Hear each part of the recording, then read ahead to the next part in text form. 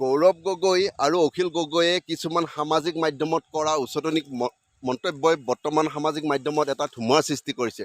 তেওঁলোকৰ মতে জুবিনদাৰ হত্যাকাৰীয়ে যদি অতি সোনকালে শাস্তি নাপায় তেনেহ'লে অসমখন হেনো নেপাল হ'ব, আৰু অসমখন বোলে যদি বেলেগ এখন ৰাজ্য হোৱা হ'লেহেঁতেন ইতিমধ্যে দোকান অফিচ কাছাৰী সকলো পাব্লিকে জ্বলাই দিলেহেঁতেন।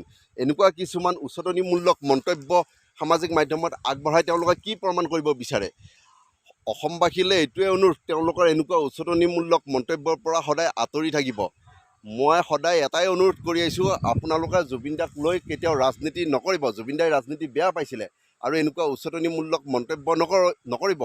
হিমন্ত বিশ্ব শৰ্মা চৰকাৰে ইতিমধ্যে সকলো তদন্ত সুকীয়াভাৱে কৰি আছে আৰু অতি সোনকালে দোষীয়ে যে শাস্তি পাব, এয়া আমি সকলো অসমবাসীয়ে সকলোৱে হিমন্ত বিশ্ব শৰ্মাৰ ওচৰত কৃতজ্ঞ। আৰু ভিডিঅ'টো যদি আপোনালোকে ভাল পাইছে তেনেহ'লে শ্বেয়াৰ কৰিবলৈ নাপাহৰিব। জয় আই অসম।